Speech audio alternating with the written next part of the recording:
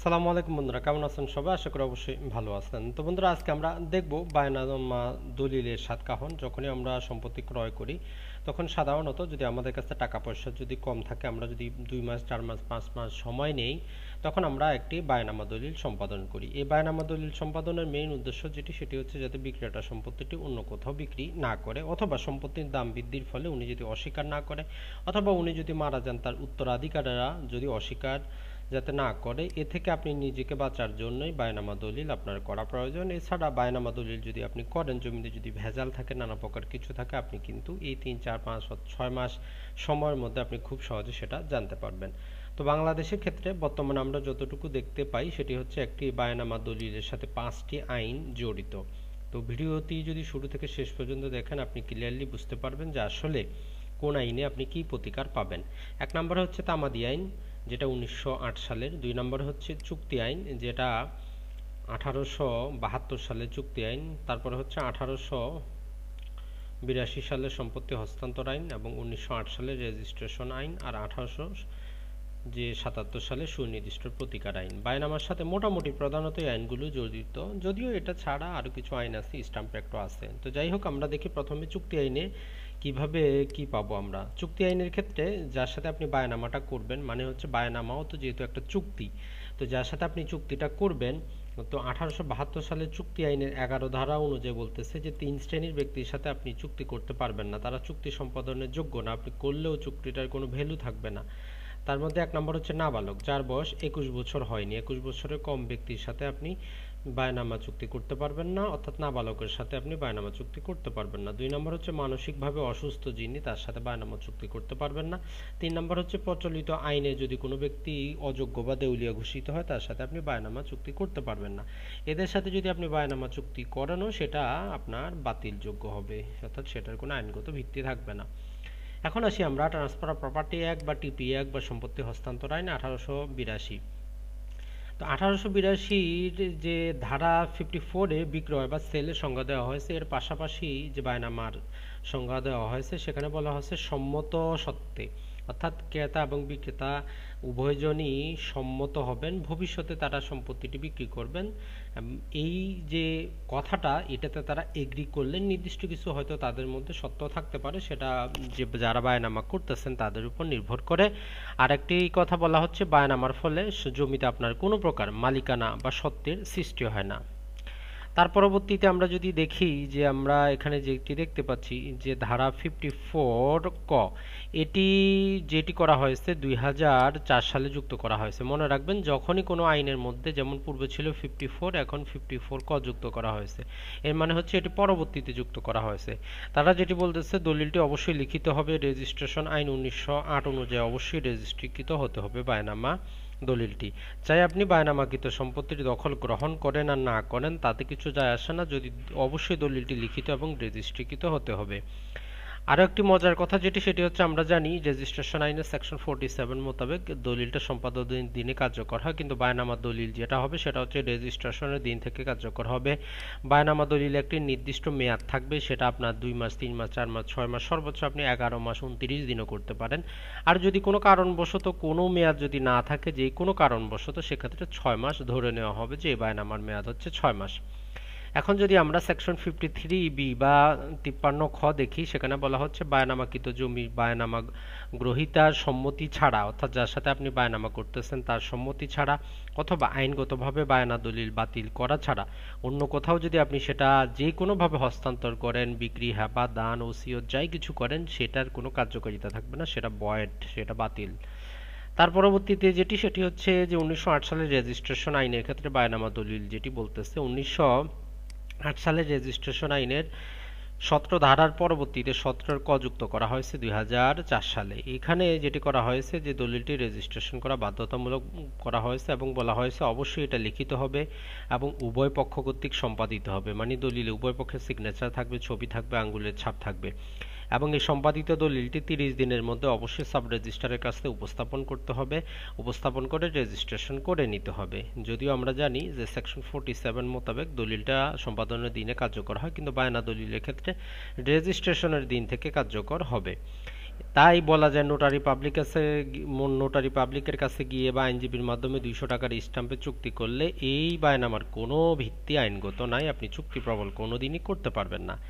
বায়নামা দলিলের রেজিস্ট্রেশন খরচ রেজিস্ট্রেশন আইনের 78 ক ধারা 2004 সালে যেটা যুক্ত করা হয়েছে সেখানে যেটি বলা হচ্ছে, আপনি যে সম্পত্তিটা বায়নামা করতেছেন তার মূল্য যদি 5 লাখ টাকা হয় তাহলে মাত্র 500 টাকা রেজিস্ট্রেশন খরচ, যদি 50 লাখ টাকা পর্যন্ত 1000 টাকা, যদি 50 লাখের বেশি যাই হোক সেটা 2000 টাকা মাত্র। এগুলো হচ্ছে বায়নামা দলিল রেজিস্ট্রেশন খরচ। আর 200 টাকার স্ট্যাম্পে দলিলটা সম্পাদন করতে হয়।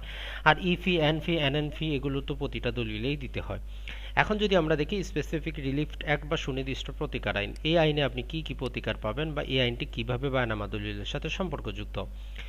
তো মনে রাখবেন স্বাভাবিক নিয়ম যেটা সেটা হচ্ছে বায়নামা দলিলে উল্লিখিত সময়ের মধ্যে বিক্রেতা ক্রেতা বরাবর দলিল সম্পাদন করে দিবেন। এটা হচ্ছে একটা স্বাভাবিক নিয়ম, আপনারা চুক্তি করেছেন নির্দিষ্ট যে 6 মাস 4 মাসের মধ্যে উনি দলিলটা করে দিবেন, এটা হচ্ছে নিয়ম। এখন যদি বিক্রেতা দলিল রেজিস্ট্রেশন করে যদি না দেয় অথবা যিনি ক্রেতা উনি যদি দলিলটা রেজিস্ট্রেশন করে না নেন, টাকা পয়সা না দেন, তাহলে কি হবে। প্রথমে আমরা দেখি যদি বিক্রেতা রাজি না থাকলে বা বিক্রেতা মারা গেলে কি হবে। তো বায়নামা দলিলে উল্লেখিত সময় পর্যন্ত অপেক্ষা করতে হবে। যতদিন বায়নামা দলিলে সময় আছে ততদিন আপনার কোনো কজ অফ অ্যাকশন হচ্ছে না, আপনি কোনো চুক্তি প্রবলের মামলা করতে পারবেন না। যেদিন দলিলের যে সর্বশেষ দিন থাকবে সেদিন পর্যন্ত আপনাকে অপেক্ষা করতে হবে। যখন মেয়াদটা শেষ হয়ে যাবে তার পরবর্তী 1 বছরের মধ্যে আপনাকে সুনির্দিষ্ট প্রতিকার আইনের 12 ধারা মোতাবেক আপনি চুক্তি প্রবলের মামলা করতে পারবেন। তবে এই আইনের আবার 21 ক ধারায় বলা হয়েছে চুক্তি অবশ্যই লিখিত এবং রেজিস্ট্রিকৃত হবে এবং বায়নামার উল্লেখিত টাকা, আপনি বায়নামায় যে টাকাটা উল্লেখ করেছেন, যে টাকাটা বাকি আছে বিক্রেতাকে দিতে হবে, সেই টাকাটা সহ আপনি যখন মামলা করবেন চুক্তি প্রবলের তখন করতে হবে। এটা ছাড়া আপনি এই যে 12 ধারা চুক্তি প্রবলে কোনো প্রতিকার পাবেন না। এখন দেখি যদি বিক্রেতা মারা গেলে তার যে বৈধ উত্তরাধিকারী আছে তারা আপনাকে রেজিস্ট্রেশন করে দিতে পারবে, কোনো সমস্যা নাই। কিন্তু তারা যদি না দেয় সেক্ষেত্রে আপনি আদালতে চুক্তি প্রবলের মামলা করবেন এবং আপনার বিবাদী পক্ষ থাকবে সেই মৃত ব্যক্তির যারা বৈধ উত্তরাধিকার আছে, সাকসেসর আছে তারা।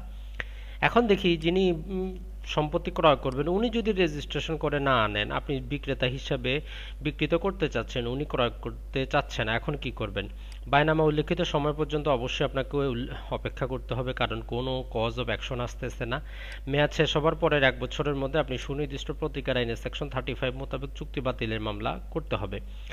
বায়নামা গৃহীত টাকা ক্ষতিপূরণ হিসেবে আপনি দাবি করতে পারেন বিচারকের কাছে, যেহেতু আপনি তার সাথে চুক্তি করতেছেন, সেই চুক্তিটা প্রবল করতেছে না, আপনি বাতিল চাচ্ছেন, আপনি তার কাছে সেই টাকাটা আপনার কাছে রাখার অনুমতি চাইতে পারেন। আদালত যদি অনুমতি দেয় তাহলে পরবর্তীতে সে আর মামলা করতে পারবে না যে সে তো জমি নিল না, টাকাটা তাকে ফেরত দেওয়া হোক। তো যদি আদালত আপনাকে সেই টাকাটা রাখার অনুমতি না দেয় সেক্ষেত্রে যিনি গ্রহীতা আছেন উনি আপনার বিপক্ষে পরবর্তীতে মামলা করতে পারবেন। ক্রেতা বিক্রেতা রাজি থাকলে বায়নামা দলিল বাতিলের নিয়ম, হয়তো আপনারা বায়নামা করেছেন 1 মাস পরে মনে হলো যে না আপনি সম্পত্তিটা নেবেন না, উভয়জনই এগ্রি আছেন, ভালো মানুষ, তাই যেটা আপনারা যেই সাব রেজিস্ট্রেশন অফিসে যেটি করেছেন দলিলটি করেছেন সেখানে গিয়ে একটি বায়নামা রহিতকরণ দলিল করে নেবেন। তাহলেই যেটি হবে দলিলটির যে মূল দলিলের বালামে লিখে দেওয়া হবে যে দলিলটি বাতিল করা হয়েছে, এর কোনো আর সার্টিফাইড কপি ইস্যু করা হবে না। এভাবে আপনি সম্পত্তিটা অন্য যে কোনো কারো কাছে আপনি বিক্রি করে দিতে পারেন।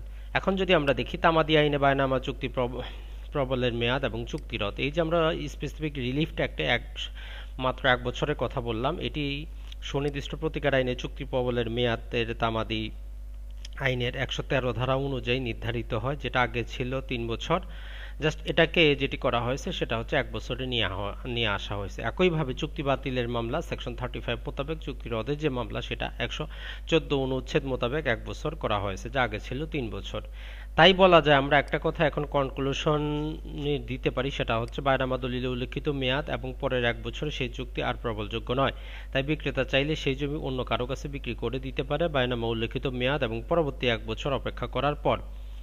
এখন যদি আমরা দেখি যে বায়নামা দলিলের ক্ষেত্রে গুরুত্বপূর্ণ একটি বিষয় হচ্ছে যে সাব রেজিস্ট্রেশন অফিস এবং দলিল লেখকদের মুখে একটি কথা প্রচলন আছে, বায়নামা দলিলে উল্লেখিত টাকার অর্ধেক বা 1/3 পরিশোধ করা ছাড়া বায়নামা দলিল রেজিস্ট্রেশন করা যায় না। এটি একটি বাস্তব এবং ভুয়া কথা, এর আইনগত কোনো ভিত্তি নাই। পক্ষদ্বয় যে টাকায় সম্মত হবে তাতেই যথেষ্ট, কারণ বায়না দলিলের খরচ নির্ভর করে মোট যে বায়নামা দলিলের সেখানে যত টাকা আছে তার উপর। তাই এক্ষেত্রে কি পরিমাণ টাকা পরিশোধ করা হলো সেটা সেই প্রশ্নই হচ্ছে অমূলক। আর বায়নামা দলিল করার পর বা বায়নামা করার পর আপনি সম্পত্তির দখলে যেতে পারেন, নাও যেতে পারেন, তাতে আইনগত কোনো সমস্যা নেই।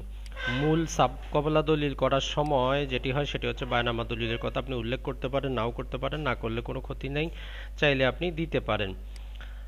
আর যেটি বায়নামার মেয়াদে, যে সময়ে যে বায়নামার মেয়াদটা আছে ওই সময় আদালতে মামলা করে চুক্তি প্রবল বা রদের কোনো সুযোগ নেই, কারণ কজ অফ অ্যাকশন নাই। বায়নামা দলিলের স্ট্যাম্প শুল্ক 200 টাকা, ইফি 100 টাকা, এন ফি প্রতি পাতা 16 টাকা করে এবং এন ফি প্রতিটা পাতা 24 টাকা করে। বায়নামা দলিলে উভয় পক্ষকে দলিলে স্বাক্ষর এবং বইয়ে টিপ দেওয়ার বিধান আছে। এজন্য অবশ্যই দুজনকে সাব রেজিস্ট্রেশন অফিসে থাকতে হয়। আর যারা প্রবাসী আছেন এই জন্যই তারা বায়নামা করতে পারবেন না। তো আর প্রবাসীরা যদি জমি ক্রয় করতে চান, বায়নামা করতে চান, আপনি পাওয়ার অফ অ্যাটর্নি দিয়ে যাবেন, আপনার পক্ষ হয়ে অন্যজন সে কাজটি করবে। তো ভালো থাকবেন, সুস্থ থাকবেন।